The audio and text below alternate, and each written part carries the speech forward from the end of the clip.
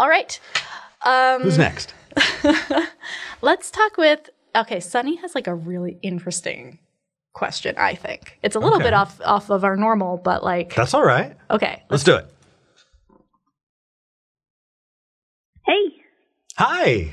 What did you want to talk about, Sunny? Well, actually, before I get into my topic, would it be okay if I made a quick comment on the morality thing?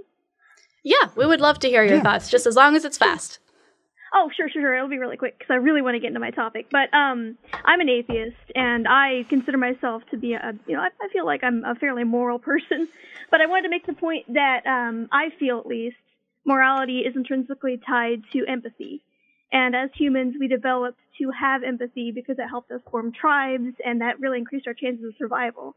So that's bred into us. So I'm not going to go around and hurt people because that makes me feel bad to see people suffering. I'm not, moral because I fear the concept of hell, but because I fear the concept of making myself feel bad by seeing other people feel bad. If that makes sense at all. No, that makes perfect sense. And that's why that second half of the conversation has to happen. Because if you're like, I can't do anything that I want because I will feel bad about it. Then right. Exactly. All right. So give us briefly like an overview of what you're asking, because this is fascinating to me. Sure. Thank you. All right. Well, I'll set the stage by explaining why I brought up this topic in the first place. So my grandmother is, she's a theist, hardcore. She's evangelical Christian through and through, very frustrated that I'm not, but she puts up with me, which is great. But I am a big fan of virtual reality, and I shared that with her because I wanted her to experience this technology, and my grandma is surprisingly open-minded. Nice. So she enjoyed virtual reality. She thought it was very cool.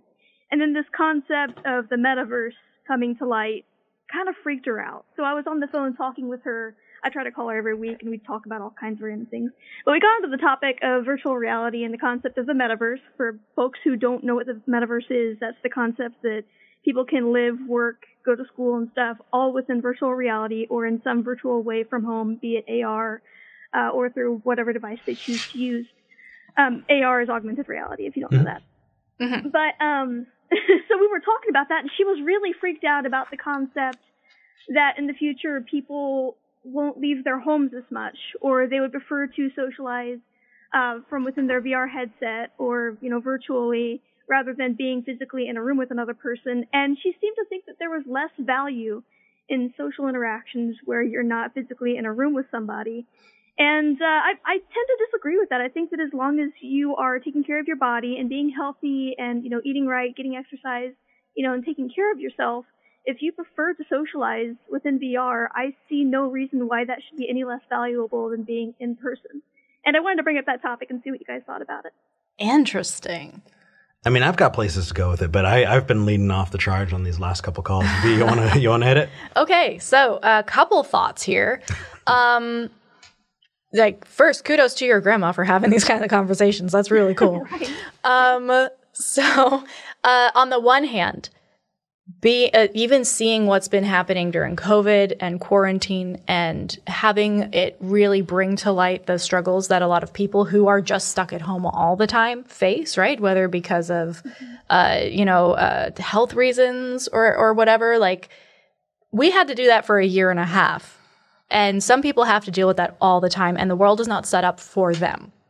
So on the one hand, one of those people, yeah. Yeah. So on the one hand, absolutely. The more technology we can create that will allow that level playing field and allow you to do what you need to do or want to do in a situation where you are also taking care of your body and making sure that you're doing what's right for you, that's amazing. And I am so excited about it.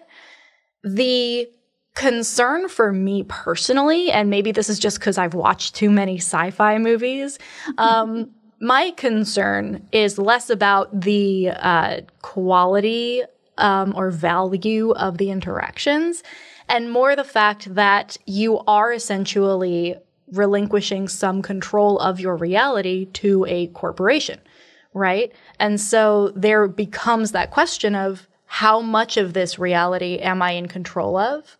How much can get taken away from me at any moment if I miss a subscription, How much might be altered or tweaked because it might sell more or get me involved more deeply. So like that's the part where I would personally have a lot of questions, but the value or morality of it, I think, is not necessarily even a question for me. Okay, I got to push back. Okay, you live in a world with a government, right? You live in a country where there's a government. You going out in the world, you pay taxes, and your access is definitely and can be restricted and taken away by the government.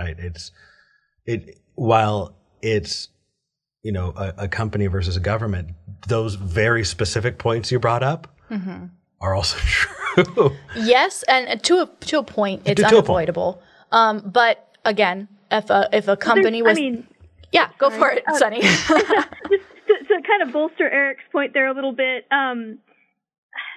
There's a bit of a difference, though. Government is it's a public service, whereas a lot of what is being built with the metaverse right now is being led by private companies. Yeah. So that's where there's a bit of a difference. Right, exactly. That's exactly where I was going, Sunny. There are different structures involved and different motivations.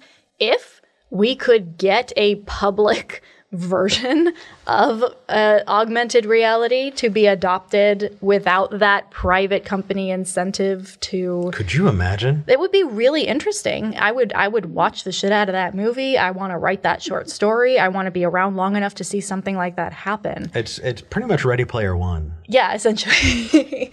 So you're not far off. Yeah. So I think it's an interesting conversation. I know, Eric, you had other things you wanted to jump in on, though, because I did. I'm going to move the mic towards me just a little bit more. So where I was going with it, give me just a second. Interacting and well, okay, V, you're going to have to help me vamp because I lost it. Vamping. Sunny, what do you think so far? While you're thinking, there's a little joke that I want to crack before I end here.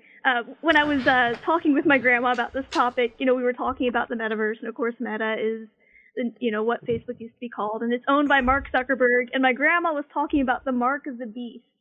And how Mark Zuckerberg of the Beast? Yeah, I can get on with that. Of the Beast. I lost it. That's amazing. I had a good laugh, but she was Sunny, taking it a little bit more seriously. She was a little more serious. I love that. That is our thumbnail for this clip. Mark of the Beast. I love it. Oh, people are going to think it's clickbaity. I don't care. It's wonderful. Okay, so I remember what I was going to say.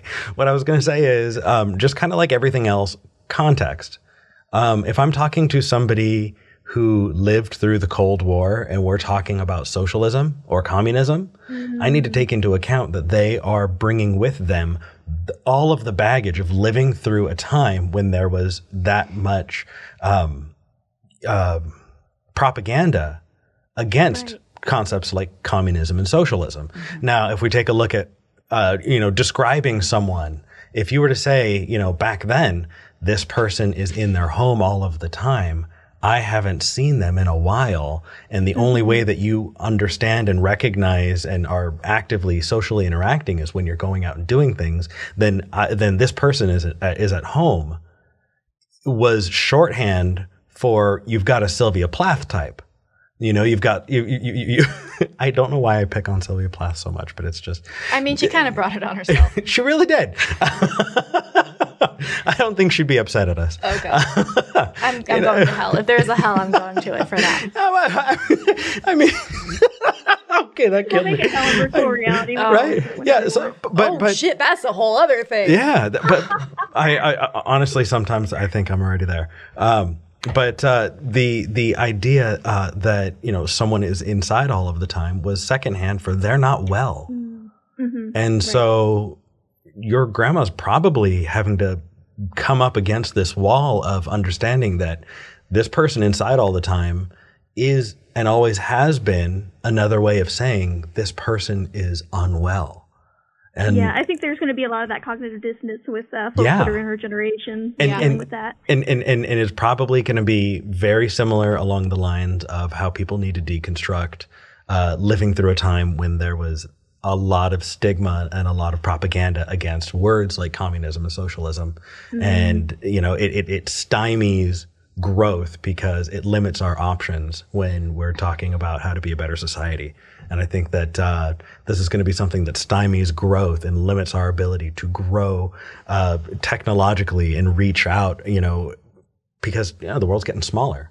But that's definitely going to be a hurdle. That's what I was going to say. Okay. Yeah. Well, Sunny, this was a fascinating conversation. Yeah. I liked this a lot. I appreciate it. Me too. I've been listening to the show for a while. You guys are great. I became a Patreon supporter yesterday, or a couple of days ago. Yay! Thank you. Yay! Oh my gosh, Aww. so cool. All right, thank you so much, Sunny. Have a lovely rest of your day. You too. Take care. Take care. Oh. Oh my goodness. I gotta give it to Satu for trying. I gotta give it to Satu for trying. Is killing a prawn for pleasure immoral? That I mean, I gotta give you credit for it. We're gonna take a bit of a break from it, but like, oh my gosh. That was good. Like that was good. Technically, that wouldn't get called out. But then the ethical vegans are going to come our way, and you have no idea. Please have some empathy for us. So no. Here's the deal, though, with that. So for those of you who might not have followed that little bit, we can see who calls in and what they are calling about on our screen. So because the call screeners are amazing, they put little notes. Hey, this person's calling back. This is what they want to talk about. It gives us a little bit of a way to lead in and not be blindsided. Satif was going to call in again about abortion, and we were like, no. And so Satif called back with the question, is killing a prawn for pleasure immoral?